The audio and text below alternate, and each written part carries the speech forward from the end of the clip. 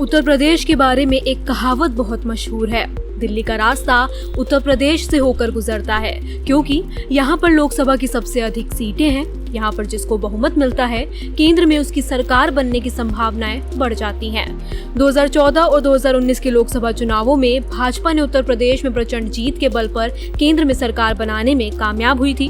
2014 के लोकसभा चुनाव में भाजपा को 70 से अधिक सीटें मिली थी। वहीं 2019 के लोकसभा चुनावों में लगभग 65 सीटें मिली थी। अब की बार भी भाजपा इसी आंकड़ों के सहारे हैट्रिक लगाना चाह रही थी, लेकिन रुझानों में अब की बार उत्तर प्रदेश में इंडिया गठबंधन को अप्रत्याशित जीत मिली है। सारे एग्जिट पोल्स को धता बताते हुए यूपी की जनता ने यूपी के दो लड़कों की जोड़ी को जनादेश दिया।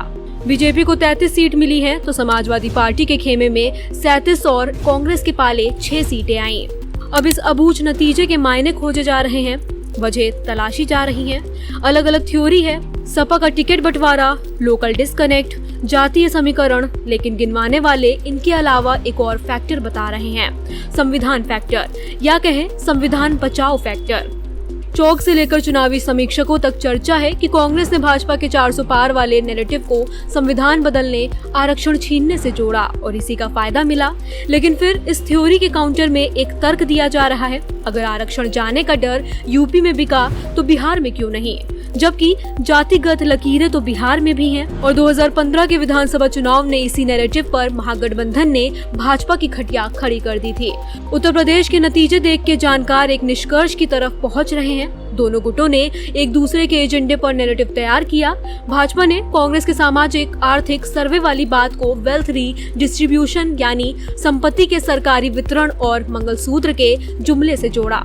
दूसरी तरफ कांग्रेस ने ये प्रचार किया कि भाजपा 400 पार इसलिए चाहती है कि संविधान बदल सके, आरक्षण छीन सके। हालांकि नतीजों से स्पष्ट है कि कौन सा तुर्रा चला। यहाँ गौर करने वाली बात है कि दोनों में से किसी भी पार्टी ने ये वादे किए नहीं थे जो उनके खिलाफ प्रचारित किए गए। न कांग्रेस ने वेल्थ रीडिस्ट्रीब्यूशन को लेकर अपने मैनिफेस्टो में कुछ लिखा, न उनके किसी नेता ने ऐसा बयान दिया था। ऐसे ही भाजपा ने कभी भी संविधान बदलने या आरक्षण छीनने की बात अपने मैनिफेस्टो या भाषण में नहीं की थी। लेकिन इसके बरक्स एक तर्क दिया जा रहा है कि अगर आरक्षण छीनने का डर वोटर को उत्तर प्रदेश में चेताता है तो बिहार में क्यों नहीं। बिहार में तो 2015 के विधानसभा चुनाव में ये सबसे बड़ा मुद्दा था।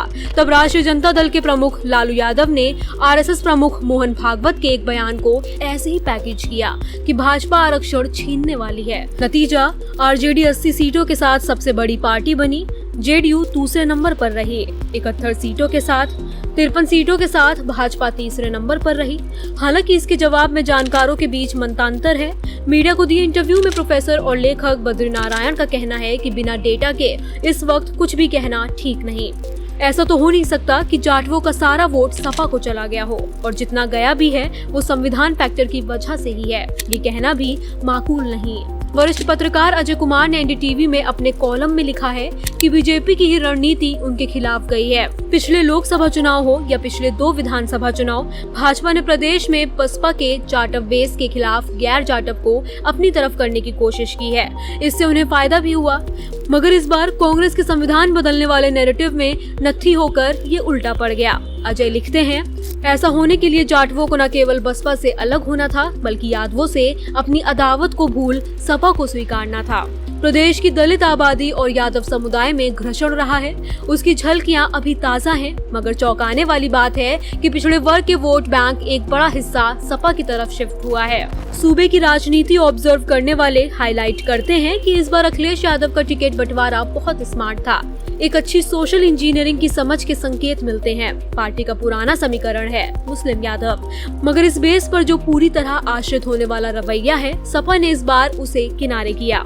मुस्लिम यादव समीकरण के केवल 9 उम्मीदवारों को टिकट दिए गए। इनमें से 5 यादव हैं जो इन्हीं के परिवार के हैं और बाकी 4 मुसलमान। इनके अलावा 48 उम्मीदवार ओबीसी हैं। इससे उत्तर प्रदेश में अमित शाह की टैक्टिक्स फेल होती दिख रही है। उन्होंने यादवों के बरक्स गैर यादव ओबीसीज को अपने पाले करने की कोशिश की। अखिलेश ने वही फॉर्मूला अपना लिया। और क्या क्या कारण है बताते हैं। लोकल सत्ता विरोधी लहर, कई मौजूदा सांसदों के खिलाफ उनकी सीट पर सत्ता विरोधी लहर थी। पार्टी के सूत्रों के हवाले से खबर छपती रहती थी कि पार्टी सर्वे में जिन नेताओं के खिलाफ जनता में गुस्सा था, भाजपा के रणनीतिकारों ने उन्हें फिर भी टिकट दी है। कम से कम 30 से 35% सांसदों के खिलाफ ऐसी रिपोर्ट्स थी, मगर पार्टी ने केवल 14 को ही बदला। ध्रुवीकरण काम नहीं आया। फिर भाजपा अल्पसंख्यकों को मनाने में भी बहुत सफल रही नहीं। मीडिया रिपोर्ट्स में छप रहा है कि इस वजह से कम 85% मुस्लिम वोट विपक्ष के पाले चले गए। वहीं हिंदू वोटर ने एक मुश्त वोट दिया नहीं, जाति के आधार पर वोट किया। मायावती फैक्टर की कमी।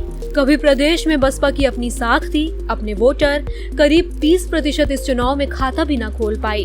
2019 के अपने 19.43% वोट शेयर को बरकरार भी न रख पाई और बसपा का ये नुकसान इंडिया ब्लॉक के फायदे में जुड़ गया।